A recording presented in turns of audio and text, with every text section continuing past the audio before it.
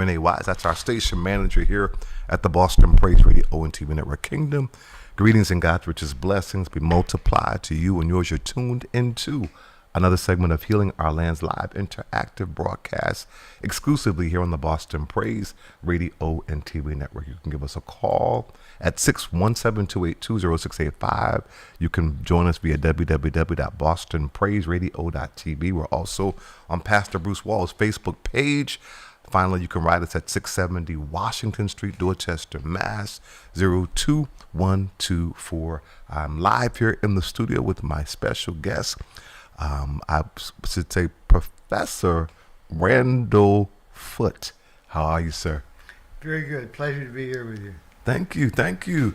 It's a pleasure to have you here with us, and it was a great pleasure to meet you actually at the Suffolk County House of Correction, and to connect with you and just to learn what you do there and some of your history that brought you to the place of what you're currently doing at the Suffolk County House of Correction. So for those who don't know you, and I've got your extensive resume here, but I'm going to just ask you to just share whatever you're comfortable in, just in terms of some of your journey that brought you to the place where you're at now, in terms of teaching at Suffolk County House of Correction. So what was the journey to get to where you are now? I guess the journey starts with me getting to Roxbury. Okay, all right. From I was in college. I grew up in Connecticut, but I came to college in Boston. Okay. And in 68, yeah, I'm dating myself, but that's the way it is. In 68, with some friends, we bought a couple of houses in Roxbury because God knows they cost about $3 or $4 grand at that point. Wow. Plus, it was a rough neighborhood. Columbus Avenue was bulldozed for I-95, but it was a beautiful place. And so I moved to Roxbury in 68. And I spent, the following years, I was back and forth between Boston, New York, and Los Angeles. We started a construction business. I was a union framer for a while, and we started a construction business and wound up being very successful in Los Angeles, working for the real high-end Hollywood folks. So, very good business. I don't like Los Angeles, but it was a great place for our business. And high stress, working on multi-million-dollar houses. It was really high stress. And I got to the point where I had to retire because it was either that or not live much longer, because of the stress. Sure. So I came back to my home in Roxbury. And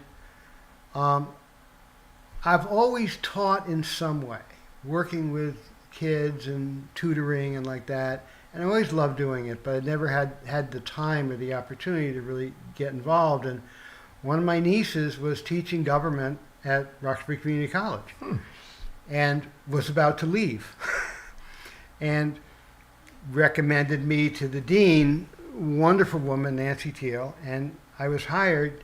I mean, when I was in Los Angeles, I also was involved in politics too. So I had a grounding in politics. I worked on Howard Dean's presidential campaign, and I did a lot of that on the side. So I was hired to teach political science and government. So that was great. And it blossomed. I mean, by the time I retired from there, I was teaching 5 courses as an adjunct, but I was teaching, political science, government, world history, American history, the college experience, which is the intro course to the college. So I was teaching all those different courses, and on top of that, I was doing an urban studies course because we had a wonderful program with the MIT Department of Urban Planning, where I could take courses there, and some of my students could take courses there, and we had guest lecturers. So it was a wonderful time at RCC. Wow. I really enjoyed it, and oddly enough, for an old white guy, turned out that I really connected with the young men. Mm-hmm. And, maybe young men who didn't have father figures or whatever, but I connected with them. Mm-hmm. And I loved it. That meant more to me than teaching. Sure. Because the connection is what teaching is all about. Yes. You know, it's the academic part.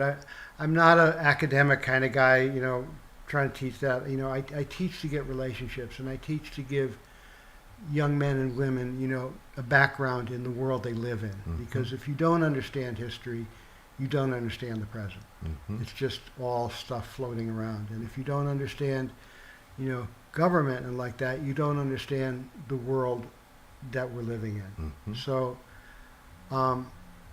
it was a real joy teaching there.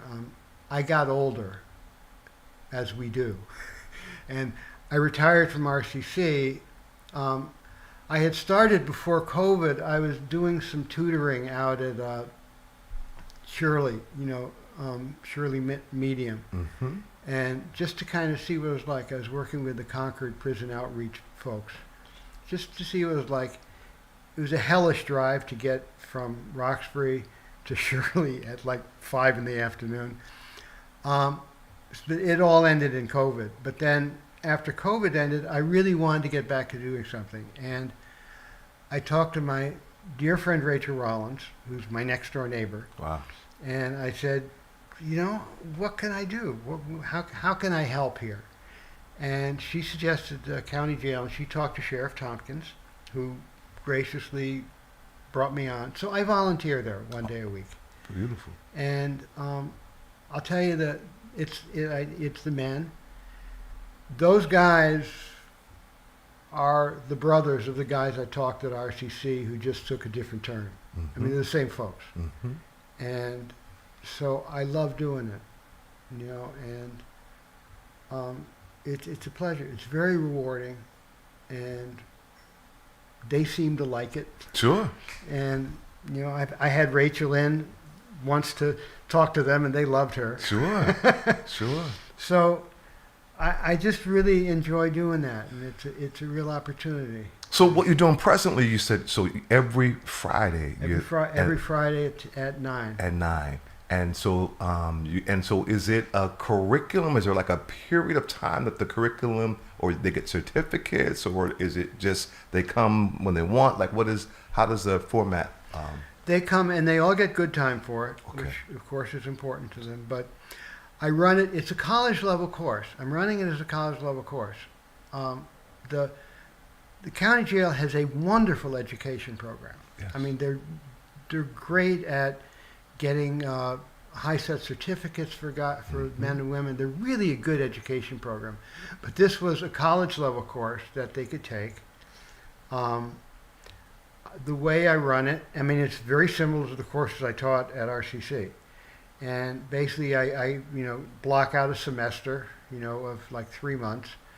And, if they come to the class, I request that they write me something. Okay. Every week. I print out a homework because they obviously can't go online Right. and read it. So I print out some reading, and I give them a question to write about. Now, some of them don't write. That's cool. Mm-hmm. I love having the class. But if they attend the class and do the writing, they get a certificate as having completed a college level course. Mm-hmm. And both Rachel and I have been trying to get Roxbury Community College to accredit this course Mm-hmm. because it should be, because I'm an accredited teacher at RCC and I'm at the county jail. To me, if it was accredited, those guys would complete a course and get a credit and feel like, I can do this. Sure. I could go to RCC, Bunker Hill, UMass Boston. I could do that and take the courses there because I did it. Mm-hmm. And that's why I would like that to be accredited. And I'm always surprised that RCC isn't involved because BU, BC, Tufts, MIT, Massasoit all have programs at the county jail with the education program. I'm very surprised that RCC doesn't do it, and I wish they would. And I mean, Rachel is teaching at RCC now also and working on programs for returning citizens. Yes. So I think maybe between us we could encourage them to. Maybe some of the administration's hearing now, and I can say, please, let's do it. Yes. Any way that we can support and doing that. I know we've had conversation with Rachel and her organization, The Fort. Mm-hmm. She's actually volunteered and gone with us as we go from unit to unit, because we do workshops from unit to unit, where it's that's what we kind of call like our evangelism, right? Or we go we do that consistently both at the Nashua County Jail and the Suffolk County House of Correction, where we're going through every single unit, and we do this so that they know who we are, the jail-based ambassadors, right? And we've got people whom are there, some are waiting pre-trial, who are our senior jail-based ambassadors, whom have really taken this on because it gives them something to do, right? Because when you're waiting pre-trial, you're not sentenced, and so you don't get access to a lot of programming. Right. So they're happy to take this programming, though they don't get good time. It fills their time in a way that's productive, and they're able to have people who come on, mentor them, and kind of vouch for us that this is something that's good for them to be a part of. And to your point about relationships, so Healing Our Land, one of the things that we do is comprehensive re-entry. So civic education is simply one of the things that we do, helping people to understand you have the right to vote, to building the infrastructure for people to exercise that right, and also to do that intelligently by knowing what are the candidates, what are their platforms, right? And then we actually brought the candidates with us from unit to unit. They put a hold on that right now for us bringing in elected officials or candidates, as they're just kind of going through some challenges right now in terms of with the administration. So they put a hold on that, and we're hopeful to hear from the administration if we're going to actually be able to do a candidates forum similar to like what a difference a DA makes that they did before when Rachel Rollins and other folks were running. And so we'll see what happens with that. But to your point about the relationship, right? That's really what we found. Is building a relationship with the guys and the girls who are behind the wall, that they see that we see them as human first and foremost, right? And that you're a returning citizen, and so helping you to understand that you're coming back into community. How do we work holistically to be able to prepare you to optimally come back into community, but also while you're incarcerated, that you get to actually be able to vote for people. They do have a right to vote. If they have not been convicted of a felony, they have a right to vote. Correct. Well, let me give you one caveat because you're correct, but just so people really understand, if you're presently serving time for a felony conviction, you cannot vote. Right. And that was changed in 2000. Up until 2000, that you could vote even serving a felony. Right. And that was taken from people because they actually were using it at MCI Norfolk for people who were incarcerated were courting people who were running for elected position, as well as changing programming at the MCI Norfolk. And as a result of that, Governor Cellucci said that if you can't follow the basic rules, you don't deserve the right to actually vote. So that was taken from them. So it takes a constitutional amendment to restore that right to vote while you're serving a felony conviction in Massachusetts. But if you've been convicted of a felony and you're out of serving time and you're on probation, you're on parole, you can actually vote. Absolutely. So the only way that people cannot vote is if you're presently serving time for a felony conviction in the state of Massachusetts. It's actually a piece of legislation that Senator Miranda filed, Senate Bill 524, that's sitting in the Ways and Means Committee right now. We're encouraging people to have their senators to call that to the floor so that it actually can be passed. That would restore the rights for people to vote serving felony convictions in presidential elections and municipal elections. That's great. It won't do it for the state, but takes the constitutional amendment. But at least there's a big block of folks whom have been disenfranchised that will be re-enfranchised should we get this piece of legislation passed. I talked to them, what you see on TV about happening in Washington, D.C., all that, it's a circus. It's embarrassing. It's a whole lot of things. And I tell my guy, you actually can't affect that, really. Even, here in Massachusetts, who's going to be, we're going to have 2 Democratic senators vote for the president. You can't really affect that. It's far away. But locally, you can affect it. It's easy to get to know your city councilor. You know, he's probably a neighbor. You know, I helped, you know, worked with Minyard Culpepper. He came to dinner. He's a wonderful man. You know, he's my city councilor. And, you know, if I have a question, I can call his office. And Senator Miranda, who, you know, when she was working at the Hawthorne Youth Center, which is down the street from me, I got to know her. It's not hard to get to know your councilors, your state reps, your state senators, your mayor. And those are the people that affect your life. You know, the laws you're living under, the prisons you're in, the reentry programs, all are state and local. And you can affect that. And if the guys can go out feeling like they can be agents in this and not just subject to all this stuff that happens. That's right. But they can affect it. I mean, if they get out, they are experts on the system.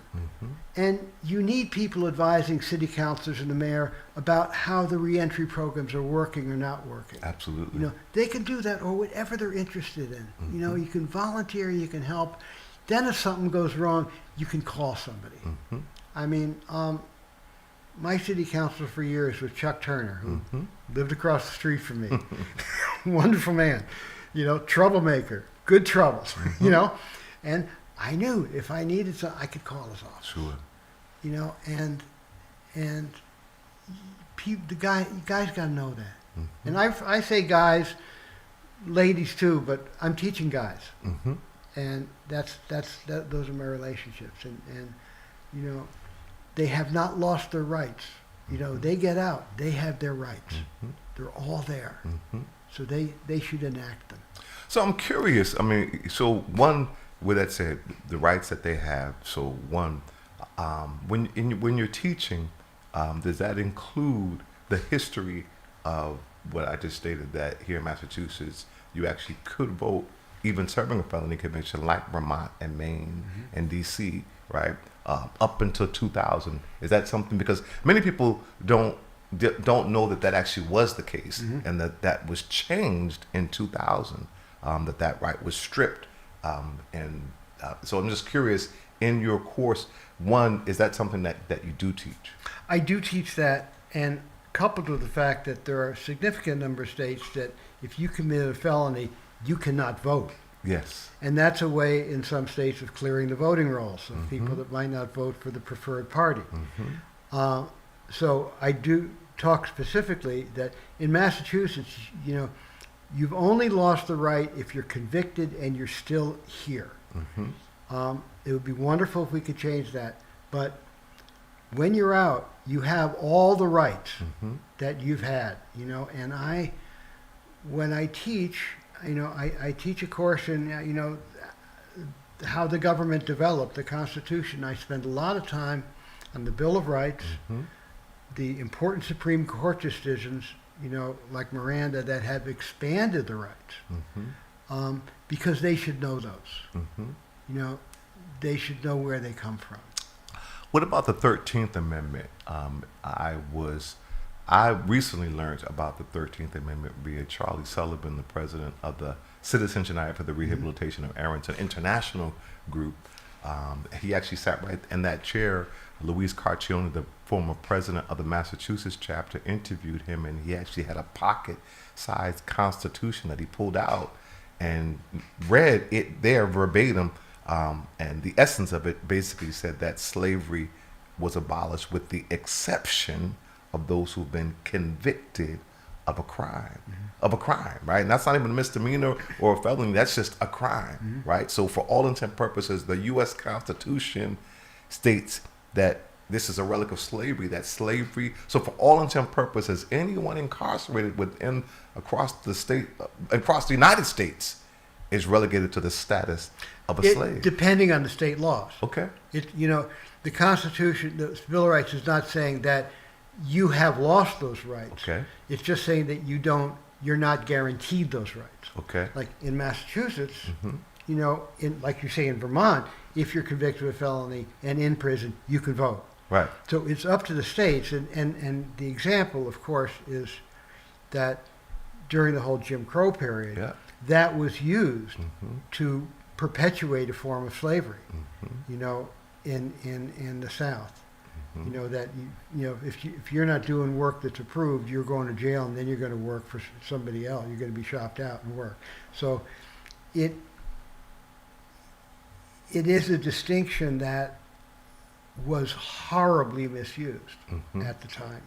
And I think when they wrote the 13th Amendment, they didn't anticipate that. Okay. Because it was what they call the radical Republicans, who, the fervently anti-slavery people who wrote that amendment. Okay. And it came from what Abraham Lincoln wanted. I think they're just saying that if you're in jail, you have limited rights. And it was obviously totally abused, in especially in the South. Right. I would submit, that, again, across, it's one thing to not be afforded the right to vote, right? But I'm talking about the notion of you being, where one point our U.S. Constitution said that we were, as people of color, weren't even fully human, right? This is the founding fathers of this country who were all slave owners, right? So black people were not even fully human. Half of them were slave owners. Oh. No. John Adams, and I just did this in class. Yes. Friday. Yes. Which is, they're creating the Constitution. Yep. You have states from Massachusetts, New Hampshire, where slavery has already been outlawed in the Constitution, to places like Virginia and Georgia, where it's the backbone of their economy. You're trying to bring these 13 colonies, these 13 states together as one. And you have to make compromises. Some compromises are terrible. But if they hadn't made that compromise, the compromise being that we're not going to talk about slavery, you would not have had one nation. You would have had two nations. And you would not have had a civil war because it was not one nation. You might have had slavery continue in the South as long as it did in Brazil, which is 1890s, whatever. But they had to make compromises. And in looking at history, you can go after what's possible. You can get the best of what's possible.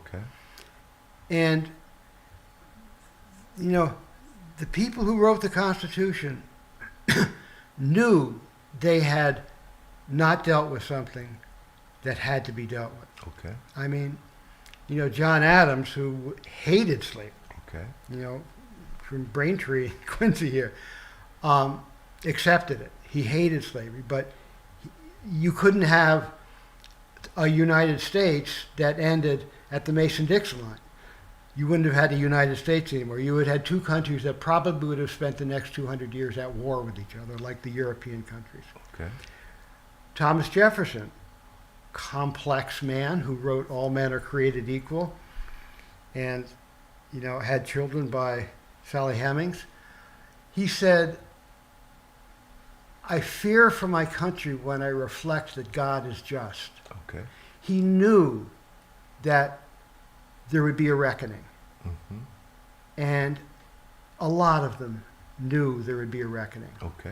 The reckoning came with the Civil War. More Americans were killed in the Civil War than in all the other wars combined. It took that to finally address that. And so teaching history is, it includes that. You can't condemn people for doing things that they couldn't do. I mean, in generations to come, God knows people will condemn us for things that we should have seen. You have to have that humility. But with that humility, I'm curious, again, when we talk about, reconciling, right? I mean, we're actually now, celebrating 250 years of the founding of America, right? With that said, as we talk about history, right, and reckoning with the history, right? So even as you made a distinction that maybe all of the folks who wrote the Constitution were not slave owners, and maybe they all were rich white men. They were all very well off or rich. Yeah. And white men. Absolutely. Right. So whether it was political, and to maintain, my point is that the fact that we talk about history, as we have to acknowledge first of all, that the land that we are on is the land of indigenous people, i.e. Indians. Right. So if we're going to reckon, we have to reckon with the fact that it was land that was basically stolen. Right. And then you go to Africa, transatlantic chattel slavery. Right. And then that's 400 years of free labor.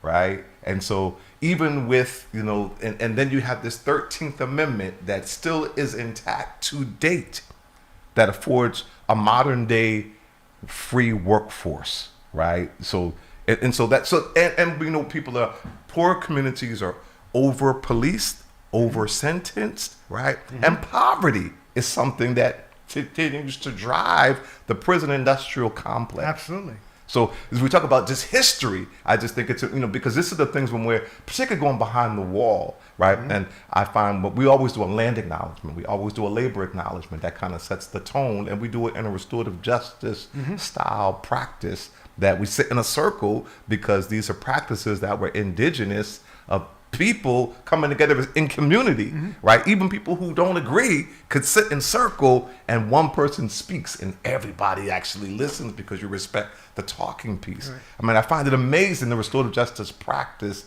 how that just works to bring such civility, right, to really difficult conversations that people get so worked up because of interpretation, because of, how that convicts us, right? It makes us feel, to reconcile with things that maybe we were the beneficiaries of, right? Being white privilege, right? That's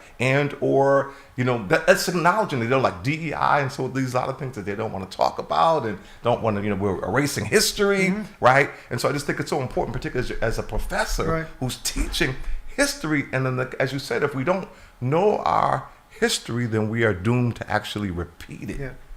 So it's just finding, I'd be curious to hear from you because the fact that you've been teaching this and that you're teaching it currently and that you talked about the relationship dynamic, I find it fascinating how people from all walks of life, in many instances, people who don't even speak to each other, maybe on the block or have hostile relationships, can come into these restorative justice spaces and be able to have these and become civil, right? Just civil and cordial, even for very difficult kinds of conversations. Once we acknowledge the truth. I've worked in restorative justice programs. My niece had one. Really? Working at Concord, DOC. So I'm familiar with it, and it's wonderful. Yes. I try and find a balance. Okay. One quote I hammer into the guys. Yes. Is from Frederick Douglass. Okay, which is? Power concedes nothing without a demand. Yes. It never has and it never will. When they passed that Constitution, the only people who could vote were white men with property, period. They didn't, these wealthy white folks didn't give the vote to people with property. They didn't give the vote to women because they suddenly saw the light from God. They did it because of a demand. Yes. Slavery was ended because of a demand that cost 500,000 lives. And that you have to have the demand. Nothing is given for free. You have to fight for these things. You can't just figure that justice will come rolling in upon you as you see it. You have to fight for justice. Yes.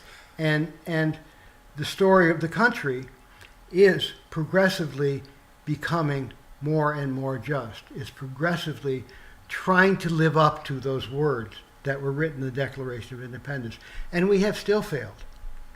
And I make this personal sometimes, is that, I talk to the guys, I say, for me and for you, I have a sense of who I want to be, who I aspire to be. And God knows I fail. I fail too much. I fail too much as a father, as a friend, as a husband. All those things. I fail, but I'm still trying to aspire to that. And the guys know that too, and I feel like as a country, we're trying to aspire that. And sometimes we fall further back than we stand. And I fear right now is one of those times we are falling further back. But I've lived through longer times when we did move forward. Mhm. And people have to fight for it. No one is going to see the light and give you your rights, give you what you perceive as your right. You have to fight for them Yeah. in the arena. Yeah, no, I certainly appreciate that. I mean, what I hear you saying is, first of all, the things that the progressions that we have gotten to have been fought for. They're not entitlements, right? Which is the reason why we've got to be vigilant and consistently engaged. I'm curious, with this, the fact that you cannot, in Massachusetts right now, you cannot vote if you're presently serving a felony conviction. Mm-hmm. With that said, you can run for office with a felony conviction, right? You can't vote if you're currently in jail with a conviction. Say that again? When you're out of jail with a felony conviction, you can vote. No. I'm not saying vote. Yeah. I'm saying run for office. Yeah, okay. So though you can't vote, you can still run for office, is my understanding. Huh. Right? And so literally, nothing precludes you from running for office, even serving a felony conviction. Mm-hmm. Right? My understanding, and help me, this is not true, but my understanding is there was a gentleman, Mike Curley, I think, who was serving time here in Boston, and he actually ran for mayor. James Michael Curley. Yes. He was probably the most popular politician in Boston in the early 1900s. Okay. And he was a rogue. Okay. Okay. But twice he was convicted of crimes. Once was, I think I'd have to check this. Sure. I think he was taking a citizenship test for one of his voters, so that the voter could become a citizen. He was taking the test. Okay. He was convicted twice. He was re-elected from jail. I don't know what the laws were then, but he was re-elected from jail. And I don't know if you've ever seen the movie The Last Hurrah with Spencer Tracy. I don't know that I have. It was a book by Robert Penn Warren and a wonderful movie with Spencer Tracy, and it is kind of the story of Curley. But he was like, the Irish were absolutely brilliant at political organization in the city. I mean, what they did, they emigrated here with nothing, and in a generation they were running the city. Mm-hmm. And, Curley was the epitome of that kind. And yes, he was reelected from jail. So there's precedent, right? And so it's happened, right? And we encourage people to actually run for office whom are directly impacted. First of all, because you have a lens and a perspective that is unique, right? Mm-hmm. And if you've lived in a cage, right, and you've been behind the wall, you have a perspective that's very different. If you're going to be the mayor, if you're going to be any person in elected office, your lens is going to be really different of how you view incarceration. Mm-hmm. That it should be more about correction as opposed to perpetual pain and punishment. Yes. Right. So my understanding is the Governor's Council that I just learned recently actually picks who are judges across the whole Commonwealth, that does commutations and pardons, that affirms who's going to be on the parole board. A really powerful body. They don't select, but they have to approve. The governor can nominate, but the council has to say bless it. That's my point. But you have to elect those people. Right. And those people then approve or disapprove who's appointed by the governor. So though the governor can appoint, the Governor's Council, that are all elected people, determine who is going to, yes or no, going to be the judges all across the Commonwealth. Even at one point, Maura Healey had an ex that she was encouraging to be a judge, mm-hmm. right? And there was some controversy saying that, she was biased. And she said, if anything, she's biased because she knows she's competent. Mm-hmm. But the bottom line is the decision rested within the Governor's mm-hmm. Council. So it's a powerful body is my point, that I was not aware of, the power of this body that we elect. Mm-hmm. So nobody knows what they're voting for. We see the Governor's Council about, what is that? Exactly. So it's a powerful body again with civics and education. This is not something that I learned, right? So these are, now that I'm learning these things, I'm becoming informed and actually educating other people, because the more we understand how these bodies work and the ways that we can influence our systems. I mean, judges all across the Commonwealth, right? Pardons, commutations. There's one black woman on the whole parole board. One.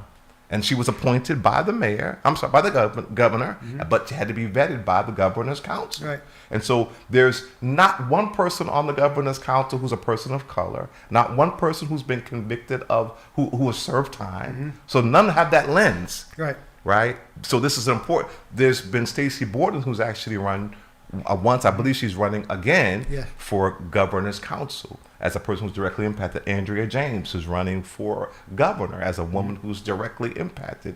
You mentioned Rachel Rollins, and who is running for district attorney, and we understand that she actually has raised her two nieces. So though she's not been incarcerated, it's directly impacted her life, and her whole nonprofit organization, that's the Fort, that's at RCC, is all about helping returning citizens come back into society. So my point is knowing who the people who we are, who we're electing, who their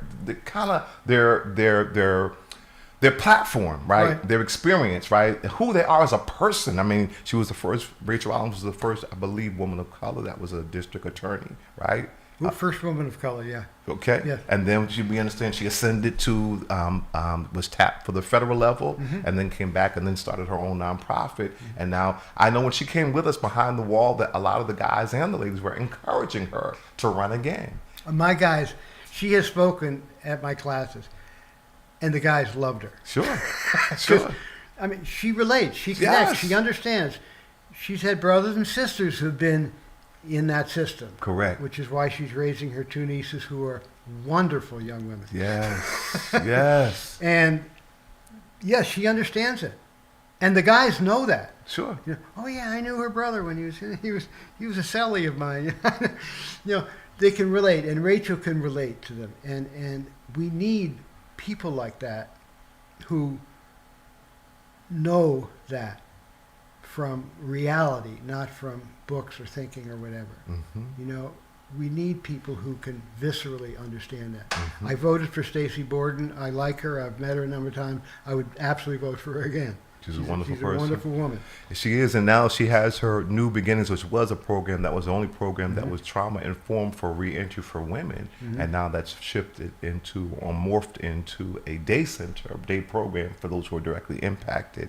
So a lot of people were coming out of incarceration who were starting nonprofit organizations, who were doing incredible work, and just leaders in their own right. And we, Healing Our Land, are working with something called Empowering Descendant Communities to Unlock Democracy. This was a grant from Harvard, and it's addressing its role and its legacy of slavery, right? Acknowledging the $60 billion endowment that it has came from its role in slavery, right? And so it acknowledged its beneficiary, it being the beneficiary of because of slavery, right? And wanting to reckon with that, right? If you talk about reparations, right? It came up with this initiative, and we were fortunate, Healing Our Land being a community partner, to be the recipient. And this particular grant, the goal is to restore the rights for people who are serving felony convictions to vote in the state of Massachusetts, and to build a robust model in the Suffolk County of jail-based voting, building the infrastructure of a mobile ballot box initiative coupled with civic education,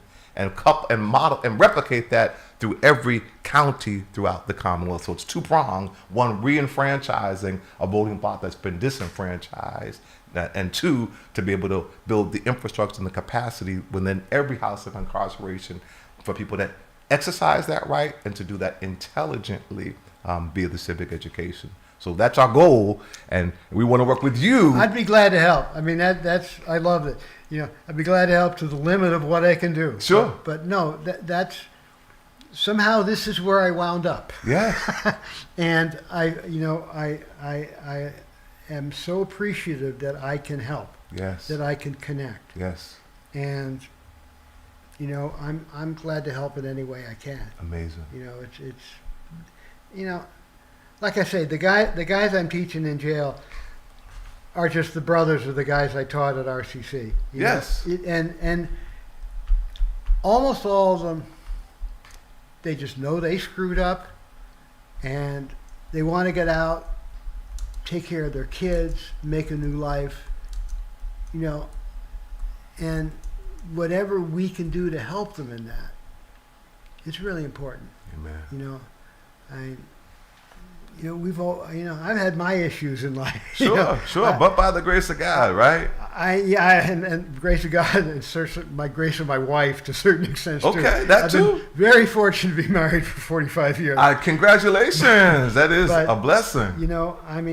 I was in the AA program at one time, so I can sure relate to these guys who are having different substance abuse issues. Sure. I've been there. Amen. And I had a turbulent youth, and I got in trouble myself. And I fortunately I found friends that helped me go straight. Amen. And if I can help them, I'm glad to do it. And I'd love to work with you on stuff. That'd be amazing. We look forward to doing that. I see your, with the relationship that you've had with some of the other institutions. Mm-hmm. Hopefully you can connect us. And you said it was Shirley was one of the institutions, and you said Concord. Concord Prison Outreach Mm-hmm. is a group in Concord that I think they do a lot of things with the DOC, mostly with Concord and Shirley, I think. But I was doing tutoring toward the high set there, and they're very good people, and are trying to do whatever good things they can do. Mm-hmm. Of course, the Concord jail has it closed yet, or is it about to close? I'm not sure. But no, it gave me an opportunity to go out to Shirley and teach, which I loved. Mm-hmm. Yeah. Great.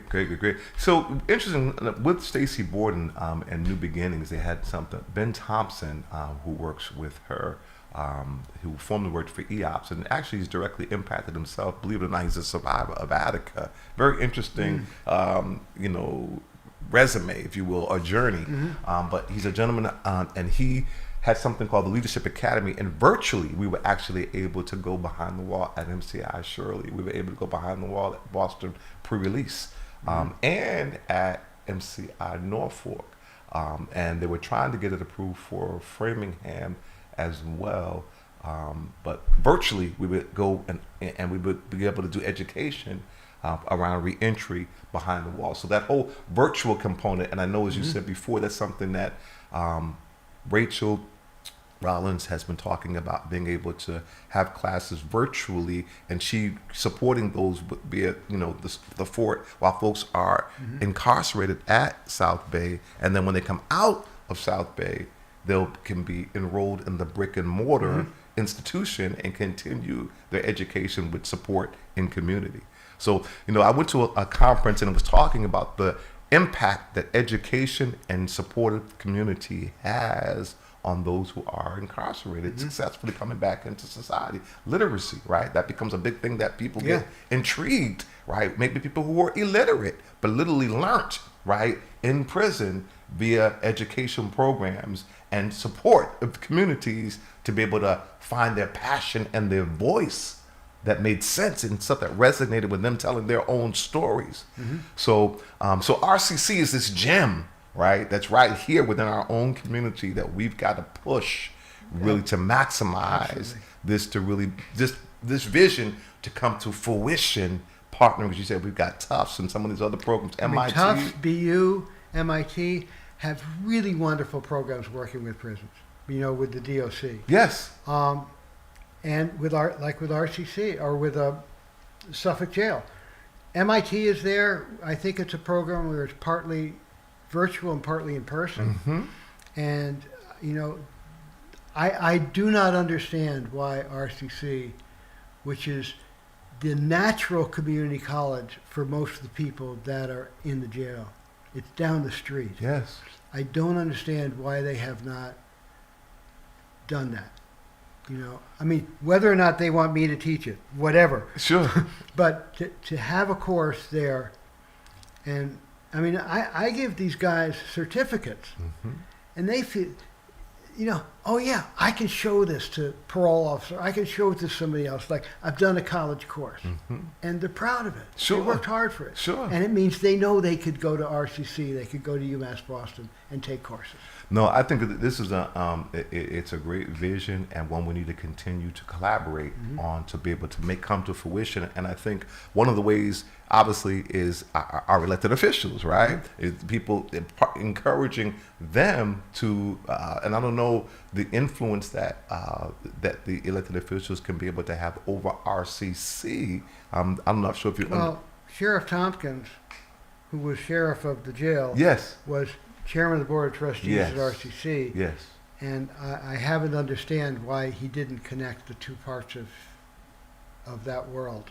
I mean, I think he did some wonderful things at the jail. Yes. You know, I give incredible credit for the education program there. I don't know a lot else. I can't judge a lot. Sure. But I think that it would be wonderful, and with Rachel there also helping, it'd be wonderful if we could get accredited courses there. It would help the guys a lot. Well, let's work on that. I definitely would love to work on that, as well as being able to, again, see how we can be able to get access into other houses of correction across the Commonwealth. In this particular curriculum, we've been working with students from BU, right? Professor Denver, and then Professor Abby, which was her student now as a professor, and had their students actually coming with us behind the wall. And so I just recently got an email from Professor Denver with her new students and wondering how we can be able to have this cohort of students actually help us to, now that we actually sued the Secretary of State because we passed the BOAT Act in 2022, and part of the obligation of the Secretary of State was to release information, reports on the numbers of people who are eligible to vote and those who are tried to vote and successfully cast their ballots, right? And so but fortunately, we were able to get a settlement with the Secretary of State, who's now working with us and giving us reports periodically of the numbers, and we're really changing, we're streamlining the process, because we found out in the process of this they had to clean up data because the forms were inconsistent across across counties, right? And so they had duplicates. It was just, they found out there were so many challenges with it not being a consistent system across the Commonwealth. So they're looking at now streamlining that so that it is consistent, so we can really get clear, clean data. And now, once we've done that, now again build the infrastructure in place to make sure that everyone who's eligible knows they're eligible, and that infrastructure's in place so they can exercise that right to vote, and again do that intelligently. So again, just partnering with you, I think it was a divine connection that we met at the House of Correction. Well, we just met out in the yard. Was that? Yeah, we met out and passed each other in the yard. Yes, that was not coincidence, right? Out of all the people who we could have met, that you specifically are, been doing this, and that we're doing some of the same thing. As a matter of fact, so our women's circle, I think when we met you, if I'm not mistaken, we do a women's circle every other Friday afternoon, 2:30 to like 4:30, because that's just the place that we could accommodate the majority of the women who are desiring to be a part of this civic education. We call it reimagining democracy. Right. And so again, I'm just really grateful to have met you then. I'm grateful you took the time to come here and be on our station, that we could have more conversation. And I really look forward to us really being able to build from this movement, that we want to be able to, again, have accredited courses. Yes. Right, that's a big piece of it. It's a big piece of it. And I think having the students with the academia will give us, the goal and the vision really is for us to create a youth and young adult-led movement that is adult and institution supported for its sustainability, right? And some of those institutions, this is the educational mecca of the world, right? With these institutions of higher learning that you're talking about. And so that we've got those institutions in place, and they're constantly having students that are coming through that are real altruistic and want to do something real practical, not just theoretical, right, or intellectual, right? But they really, and we're finding that they're finding the most impactful thing, and has really shaped even their trajectory of what they want to do, has been their experience coming behind the wall and building a relationship with human beings who are behind the wall that change your whole mindset of how you might look at criminology, right? Yeah, yeah, I know. I've had, some professor friends I've known at RCC who are saying, "How can you do that? Aren't you scared of being with those guys?" I mean, whenever I get asked that, I could say, if one guy in the room got out of line, there's 10 others who'll get him in line without me having to do anything. Absolutely. I couldn't be less afraid of anything. How about that? And having them take classes at RCC, like I said, these guys are no different than the students at RCC. They just screwed up. Mm-hmm. They screwed up on something, and all of us have screwed up. or not, because there's some instances where people are wrongfully convicted. Absolutely. There's some instances where people, what do they call it? What do they call it? Oh, it's a theory where people come, where they put together.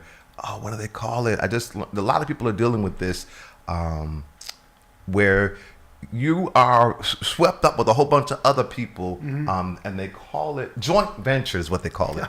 Joint venture theory. Like you had a joint venture Right. in doing this. Well, you could have just been in the wrong place at the wrong time, but they're considering you a co-conspirator, right? And so you're locked up, and you're also so that whole joint venture theory is something that, in fact, it's one of the primary pieces of legislation that the guys at MCI Norfolk are fighting to be able to change, because too many people are, again, getting swept up in these joint ventures. A number, I look at the guys, and a lot of them are there because they had substance abuse issues. That's a big And piece. we do not have enough programs Yes, to help guys who want help. that's true.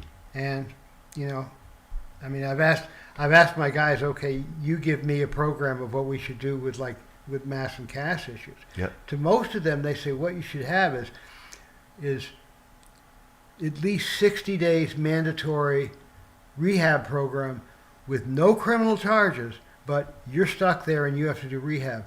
Not everybody's going to, stay clean, but some will. Mm-hmm. And there are different kinds of programs to do different kinds of things, but I think that we need to do a lot more, because the substance abuse issue is terrible. It is, and one of the programs that Suffolk County has at the Nashua County Jail is the Evolve program. That's partnering with Boston Medical Center, and it's a really innovative program that I want to lift up, because it's really what I think these kinds of programs that are really dealing with individualized treatment, that is therapists, that is mental health, that is trauma, right? And the conditions within the place, like it's more of a dorm kind of a style, right, than it is, and in fact, so that's the kind of program we need to lift up, put more resources into, and replicate throughout the incarceral settings. That's really helping people to rehabilitate and to transform and addressing the issues, as opposed to just incarcerating people who have mental health challenges, right, who have trauma, substance abuse disorder, all those kind of things that's connected to poverty, and it just becomes this vicious cycle. So again, that's one of the things I think that Rachel Rollins and other folks were talking about, is not processing or low level offenses, right, but treating the person. Right, if you're stealing, right, and in poverty, then you need to address the poverty issue, right, not. And incarceration is not. Or if you're stealing to get drugs, you have to address the drug issue. Because that's happening. That too. happens as well. And you got to address those issues. That's right. That's right. That's right. Yeah. If in the event that is the case, I've talked to some people that substance abuse is not their issue. Absolutely. But it's been pure, straight poverty. Right. Absolutely. Right. So, and so this, you see the shirt that I'm wearing, it says "Trades, not triggers." Right. This is giving people, offering them a livable wage. Here in Boston or New England, we have the building boom, right? And these are people could be making living wages. That's one of the things that I am most passionate about, that we should have a good avenue for high school students to go into the trades. I went into the trades. I was a union carpenter, as a framer. And I worked my way to having my own successful business. Yes. And, and I teaching at RCC. There are some, and mostly men, but men and women who academics is not their thing. Correct. But, you know, and I've talked to Mayor Wu, I've talked to other people about Madison Park should be a gem. Yes. And it's had, I've worked with, when I was at RCC, I've worked with Madison Park. It's got tremendous struggles. It should be not a high school of last resort. I agree. You know, places like Worcester have VOTEC schools that are the heart of the communities where people go to get their car fixed or their hair right, done, that's right. like that. That's right. Madison Park should be that. I totally agree. And there's this odd thing in Boston, Massachusetts, because we are so academically focused. Mhm. Right? This is the academic center of the country. Yes. You know, Massachusetts and Boston and Cambridge. Yes. Yes. There's not enough respect for people who are in the trades. You're right. And so, you know, it's got to change, and I'm impatient for it. I talked to Mayor Wu when she was first running.